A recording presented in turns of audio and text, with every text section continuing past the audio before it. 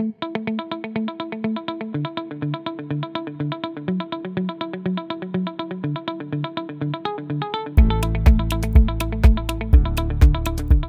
lundi 6 octobre 2025, l'hôtel Paradisia de Godomè a abrité la cérémonie officielle de lancement de la contre-COP des peuples africains, encore appelée African People Counter COP APCC 2025. L'événement organisé par l'Appui pour le mieux-être et l'autonomisation d'un monde rural responsable et engagé, Amar Bénin, a réuni des représentants venus de plus d'une vingtaine de pays africains. Il s'agira de partager des récits, des expériences, des connaissances et des savoirs en matière d'atténuation et d'adaptation aux effets de la crise climatique dans ces différents pays de l'Afrique et de renforcer et consolider les efforts nationaux. Nous avons lancé ce matin une activité qui est dénommée le contre-COP des peuples africains.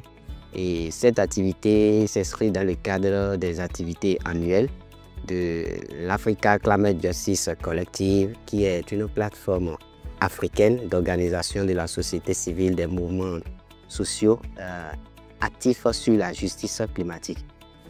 Et donc, l'APCC, comme nous l'appelons en diminutif, est un espace qui permet à ces organisations membres venues de différentes régions d'Afrique, parce que nous avons au total une vingtaine de pays dont les délégués sont là, et pour discuter, partager les expériences, les vécus, les solutions proposées en lien avec les effets du changement climatique.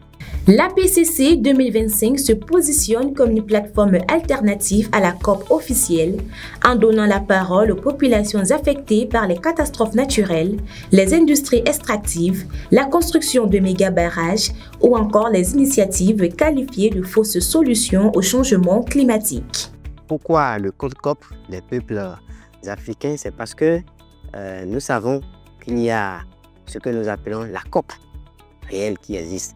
Et ce que nous attendons de la COP en tant que peuples africains, en tant que communauté locale, nous ne les voyons pas toujours. On constate que ces COP-là sont investies par les grandes lobbies, par les grandes multinationales qui sont les grands contributeurs. Par conséquent, nous ne pouvons pas toujours nous attendre à des solutions telles que nous le voulons. C'est pour ça qu'il y a ces alternatives que ces mouvements de la société civile, des mouvements sociaux développent au sein de l'Africa Climate Justice Collective. Des communications thématiques, des panels d'experts, des travaux de groupe et des témoignages ont permis de mettre en lumière l'urgence d'une action climatique juste, inclusive et réellement portée par les peuples. Alors, cette communication m'a été demandée en réalité de parler à la jeunesse qui était là sur les solutions africaines pour la justice climatique. Donc, il s'est agi en réalité d'expliquer ce qu'est la justice climatique, d'expliquer les défis et de présenter en réalité en 5 points quels sont les éléments qui peuvent contribuer pour une justice climatique au niveau mondial.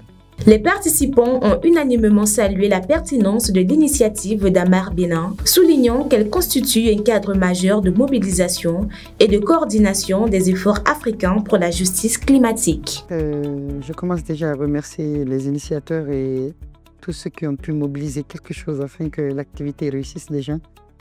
Et toute cette grande idée derrière cette organisation de la contre-COP. Je suis très ému parce que déjà pour moi, ce n'est pas ma première fois, mais voir que ça continue d'aller chaque jour et qu'il y a les initiatives qui continuent avec des perspectives surtout bien fondées pour la contre-COP. Ce qui est important dans cette contre-COP, c'est qu'on parle avec les peuples. On essaye de discuter, il y a les panels, il y a les partages d'expériences.